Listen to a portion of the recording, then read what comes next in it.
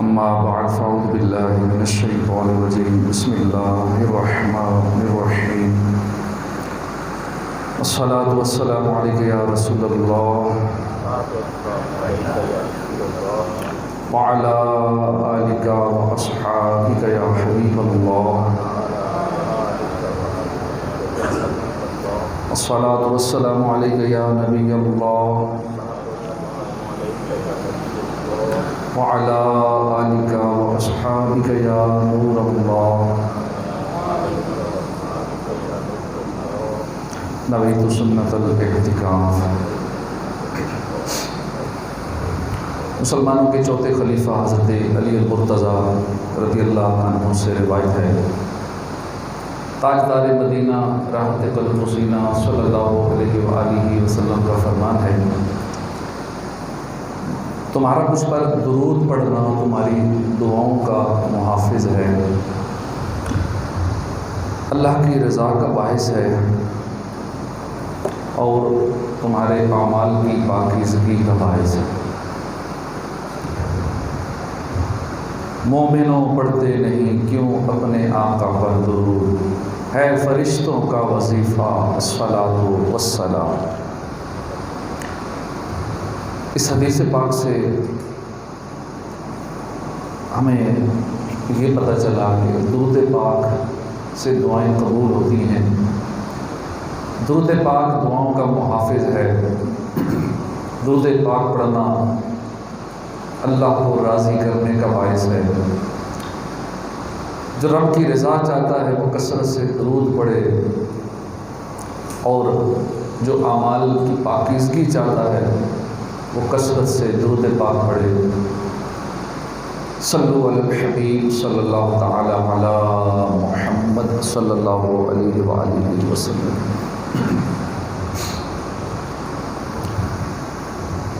مسند احمد حدیث پاک کی کتاب ہے، اس کتاب کے اندر ایک روایت لکھی ہے جس میں حضور صلی اللہ علیہ وآلہ وسلم کی زندگی کا ایک انتہائی خوبصورت اور حسین پہلو ذکر ہے۔ حضرت خباب ایک صحابی ہیں جنہوں نے اسلام کی خاطر بڑی تکالیف اٹھائیں۔ حضرت خباب رضی اللہ تعالی عنہ اسلام قبول کرنے سے پہلے غلام تھے، پھر آپ کو آزادی کی نعمت ملی، آپ نے ایمان قبول کیا، مدینہ منورہ ہجرت کی۔ حضرت خباب کی شہزادی فرماتی ہیں کہ میرے والد صاحب یعنی حضرت خباب ایک مرتبہ کہیں سفر پہ گئے دین کی خدمت کے لیے۔ صحابہ کرام سفر کرتے رہتے تھے دین اسلام کی خاطر، کبھی نیکی کی دعوت دینے کے لیے، کبھی جہاد کی غرض سے، کسی نہ کسی مقصد کے لیے صحابہ کرام سفر کرتے تھے، اللہ کی رضا کے لیے دین کی خاطر سفر کیا کرتے تھے۔ وہ کہتے ہیں کہ میرے والد صاحب بھی سفر کے لیے کہیں گئے، ہمارے پاس ایک بکری تھی اور وہ بکری اب چرانے والا کوئی نہ لگے، والد صاحب تو چلے گئے۔ جتنے دن ابو جان سفر پہ رہے، سرور عالم نور مجسم شاہ بنی آدم رسول محتشم صلی اللہ علیہ وآلہ وسلم ہمارے گھر کی دیکھ بھال کرتے،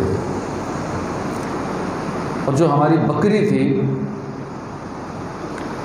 ہمارے آقا صلی اللہ علیہ وآلہ وسلم اپنے مبارک ہاتھوں سے بکری کا دودھ دوتے، برتن لیتے اس میں بکری کا دودھ دوتے، یہاں تک کہ وہ برتن دودھ سے بھر جاتا۔ اور یہ معمول حضور صلی اللہ علیہ وسلم کا مسلسل رہا جب تک حضرت خباب سفر میں رہے، پیچھے گھر میں کوئی نہیں تھا، حضور ان کے گھر کی یوں دیکھ بھال کرتے رہے۔ پیارے اسلامی بھائی اندازہ لگائیے کہ کتنے پیارے اور خوبصورت اخلاق ہیں نرالے اخلاق ہیں، کائنات کی وہ ہستی، بلند ترین ہستی جن کے اوپر اور شخصیت نہیں ہے، اللہ پاک نے آپ کو وہ مقام عطا فرمایا ہے کہ کائنات کی معزز ترین ہستی، کہ فرشتے جن کی خدمت کی تمنا کرتے ہیں، لاکھوں قدسی ہیں کام خدمت پر، لاکھوں گردے مزار پھرتے ہیں، 70,000 صبح ہیں، 70,000 شام، فرشتے حضور کی در کی حاضری کے لیے، اور ایک ہی بار ان کو یہ موقع ملتا ہے زندگی میں۔ جو فرشتہ ایک بار حضور کے در کی حاضری دے لیتا ہے دوبارہ اسے چانس نہیں ملے گا قیامت تک۔ 70,000 صبح آتے ہیں، 70,000 شام آتے ہیں، لاکھوں فرشتے تو حضور کی خدمت کی تمنا کرتے ہیں، لاکھوں قدسی ہیں کام خدمت پر، لاکھوں گردے مزار پھرتے ہیں۔ وہ ہستی، ایسی عزت والے نبی رسول ہاشمی صلی اللہ علیہ وآلہ وسلم اپنے امتیوں کی، اپنے غلاموں کی دیکھ بھال فرماتے ہیں، یہاں تک کہ اپنے مقدس ہاتھوں سے، مبارک ہاتھوں سے بکری کا دودھ دوتے تھے۔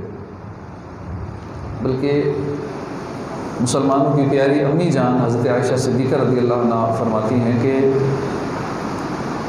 سرور دو عالم صلی اللہ علیہ وسلم کسی وقت فارغ نہیں بیٹھتے تھے، گھر میں فارغ نہیں بیٹھتے تھے، کچھ نہ کچھ لگے رہتے تھے۔ کبھی جوتا سی لیتے تھے، کبھی کپڑوں میں کہیں سے پھٹا ہوتا تھا اس کے وہ سلائی پیبند لگا لیتے تھے، کسی غریب کی کام آ جائیں گے جوتا سی لیتے کہ چلو کوئی غریب آدمی پہن لے گا، فارغ نہیں بیٹھتے تھے۔ یہ ہمارے آقا کا گھر کے اندر معمول تھا۔ وہ نبیوں میں رحمت لقب پانے والے، مرادیں غریبوں کی بر لانے والے، مصیبت میں غیروں کے کام آنے والے، وہ اپنے پرائے کا غم کھانے والے، فقیروں کا ملجا، ضعیفوں کا ماوا، یتیموں کا والی، غلاموں کا مولا، خطا کار سے درگزر کرنے والے، بد اندیش کے دل میں گھر کرنے والے۔ اللہ پاک ہمیں سیرت مصطفیٰ صلی اللہ علیہ وآلہ وسلم سے روشنی لینے کی توفیق عطا فرمائے۔ کاش ہم نفع بخش انسان بن جائیں، دوسروں کے کام آئیں، غریبوں، یتیموں، مسکینوں، بے سہاروں کی مدد کریں، جتنی ہو سکے اپنے پڑوسیوں کی، رشتہ داروں کی، دوستوں کی، دیگر مسلمانوں کی ہم دیکھ بھال کریں۔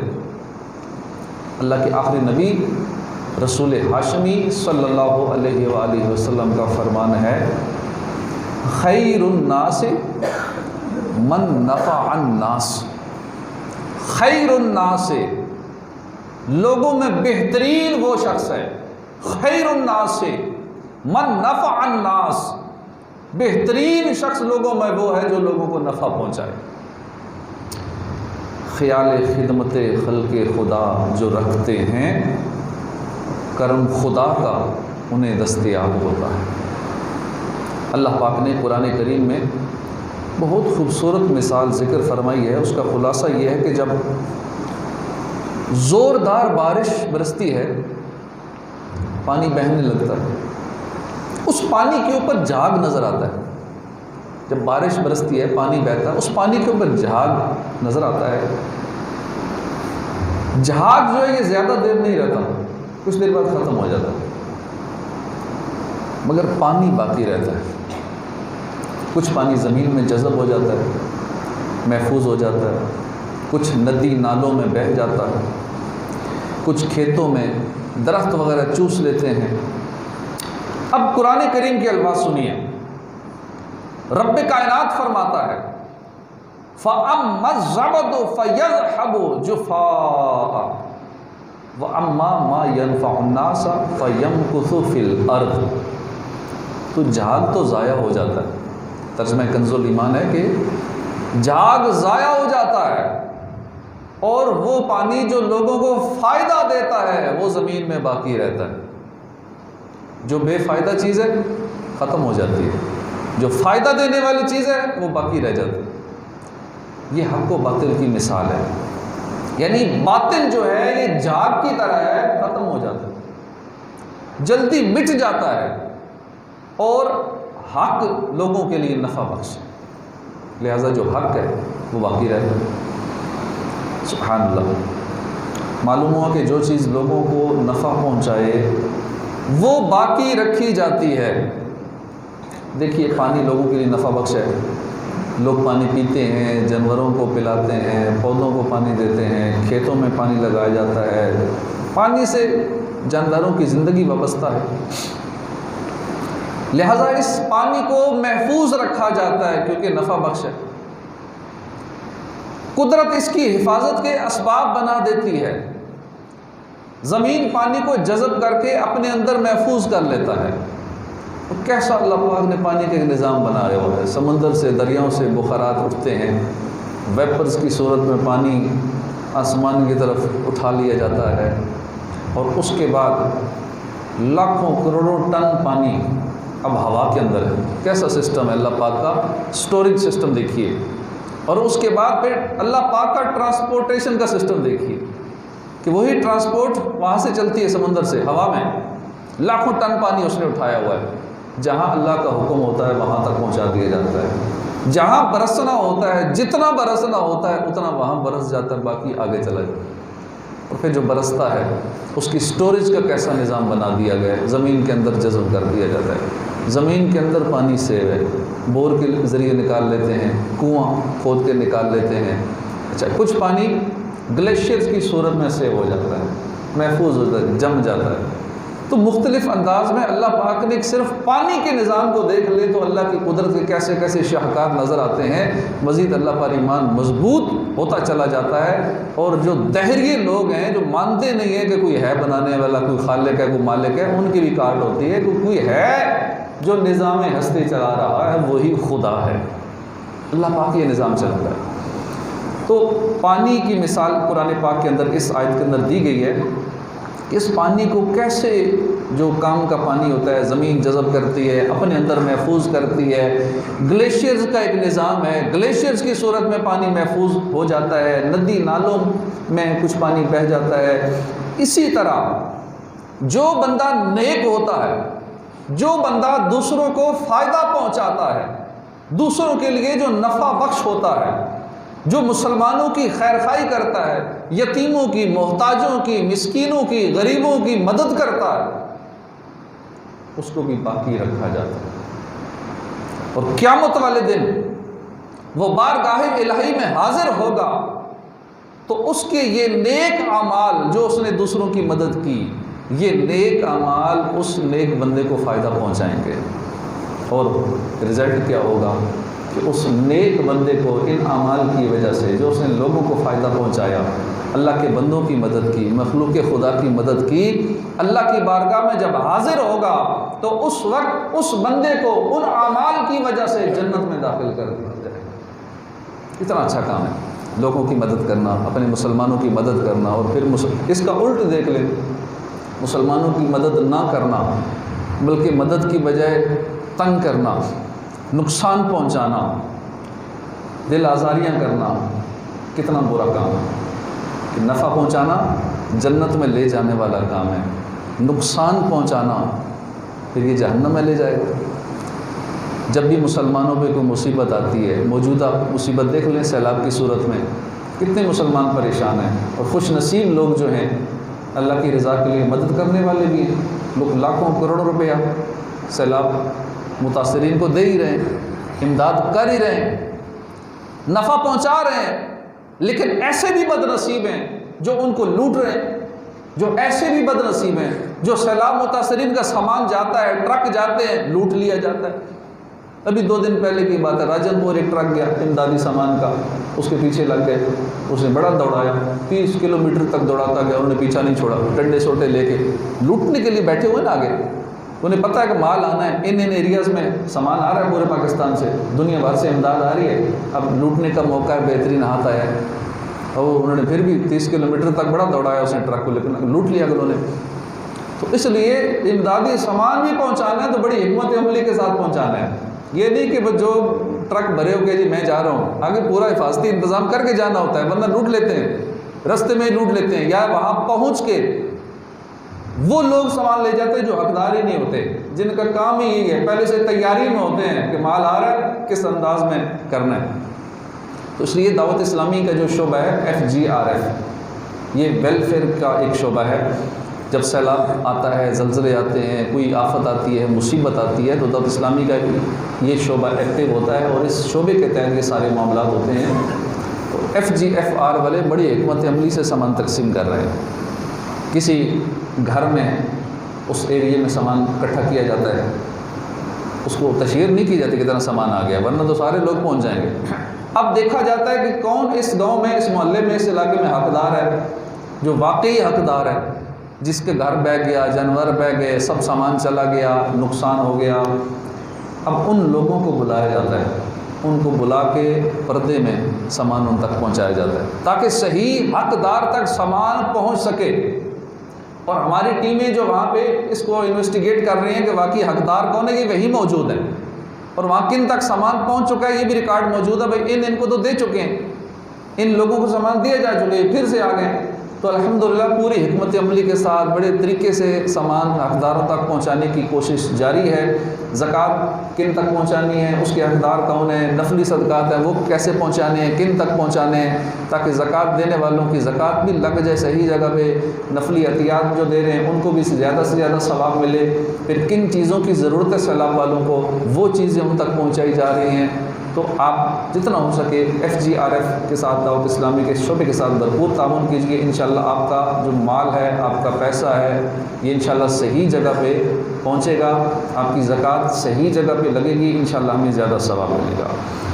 تو بات ہماری چل رہی تھی، حدیث پاک جو ہم نے سنی تھی کہ جب اللہ کی بارگاہ میں ایسا شخص جائے گا جو دوسروں کو نفع پہنچانے والا ہے، تو اللہ کی بارگاہ میں حاضر ہوگا، تو اس نیکی کے سبب جو دوسروں کو وہ نفع پہنچاتا تھا اللہ اسے جنت عطا فرما دے گا۔ دیکھ لیجئے حضور غوث اعظم شیخ عبد القادر جیلانی رحمۃ اللہ علیہ، داتا حضور خواجہ غریب نواز، بابا فرید، امام احمد رضا خان اعلیٰ حضرت رحمۃ اللہ علیہ، اور لاکھوں اولیاء کرام جنہوں نے زندگی میں نیک اعمال کیے، لوگوں کو نفع پہنچایا، لوگوں کی مدد کی، دوسروں کی خیرخواہی کی خاطر اپنی خواہشات و خواہشات ضروریات کو بھی قربان کر دیا۔ اب دنیا سے بظاہر یہ لوگ چلے گئے ہیں، غوث پاک کو صدیاں گزر گئی دنیا سے گئے ہوئے، مگر انشاءاللہ یہ سارے اولیاء کرام مزار میں زندہ ہیں، اور اللہ کے فضل سے لوگوں کے دلوں میں بھی زندہ ہے۔ دنیا آج بھی حضور غوث پاک سے محبت کرتی ہے، دنیا آج بھی بابا فرید سے محبت کرتی ہے، دنیا آج بھی اعلیٰ حضرت کے گن گاتی ہے۔ یہ لوگوں کے دلوں میں زندہ ہیں۔ ان لوگوں نے لوگوں کا ایمان بچایا، لوگوں کو نفع پہنچایا، لوگوں کو جنت کا راستہ دکھایا۔ غوث پاک کو دنیا سے رخصت ہوئے صدیاں گزر گئی ہیں، لیکن آج بھی جب غوث پاک کا نام آتا ہے سارا دب سے جھک جاتا ہے، کیونکہ یہ غوث پاک کا فیضان ہے، یہ فیضان غوث اعظم ہے جو دنیا میں چل رہا ہے۔ جو عشاقان غوث اعظم ہیں الحمدللہ صحیح راستے پر ہیں، صحیح عقیدے پر ہیں، اور جو غوث پاک سے ہٹتے ہیں، جو اللہ کے ولیوں کی مخالفت کرتے ہیں، جو غوث پاک کی مخالفت کرتے ہیں، جو لوگ حضور کے میلاد کا انکار کرتے ہیں، ایسے لوگوں سے بچ کے رہیے۔ ان لوگوں کی موٹی موٹی یہی پہچان ہے کہ وہ غوث پاک کے نام سے چڑھیں گے، میلاد کا نام آئے گا ان کا چہرے کے تیور بدل جائیں گے، تو سمجھ لیں کہ یہ بندہ ٹھیک نہیں ہے۔ اب چاہے وہ گھر گھر جا کے دعوت دے، لوگوں کو اکٹھا کرے، کیا وہ جی دین کی بات کریں گے؟ وہ دین کی بات نہیں، وہ ایمان برباد کریں گے۔ وہ پھنسانے کی کوشش کرتے ہیں، ایک دفعہ لوگ آئیں سے ہمارے پاس نماز کے بہانے آئے، آپ کو نماز سکھاتے ہیں، آئیں آپ کو ادھر لے جاتے ہیں، یہ سکھائیں گے وہ سکھائیں گے، لیکن جب آپ ان کی صحبت میں بیٹھیں گے، اس لیے خود بھی بچیں، اپنے گھر والوں کو بھی بچیں۔ بد مذہب کی صحبت میں بیٹھنا بھی گناہ ہے، بد مذہب کے ساتھ بیٹھنا، اس کی بات سننا، اس کی تقریر سننا، اس کے ساتھ دعوتیں کھانا، اس کے ساتھ بیٹھنا، کھانے کھانا، اس کی دعوتیں کرنا، یہ ساری چیزیں منع ہے۔ اعلیٰ حضرت نے اس کو حرام لکھا ہے۔ بد مذہب کی صحبت یہ ایمان کے لیے زہر قاتل ہے۔ جان چلی جائے تو خیر ہے، جان جاتی ہے، ایمان جو ہے یہ اس سے بھی زیادہ قیمتی ہے۔ سب سے زیادہ قیمتی ایک مسلمان کو جو سرمایہ اس کا ایمان ہوتا ہے، تو اس لیے اپنے ایمان کی حفاظت کیجیے، خود کو بھی بچائیے، اپنے گھر والوں کو بھی بچائیے، اپنی خواتین کو بھی بچائیے کہ وہ کبھی بھی ایسوں کے پاس نہ جائیں کہ جو غوث پاک کے خلاف باتیں کرنے والے ہوں. ٹھیک ہے، بظاہر ہو سکتا ہے باتیں نہ کریں، لیکن آئندہ چل کے ساتھ ملائیں گے، کچھ عرصے بعد پھر اسی عقیدے پہ لے آئیں گے. 11ویں حرام تو 12ویں حرام، تو آپ جو اپنے بزرگوں کو، والدین کو ختم پڑھتے ہیں نا، اصالِ ثواب کرتے ہیں، یہ بھی حرام نہیں کرنا چاہیے، پہنچتے ہی نہیں ہیں.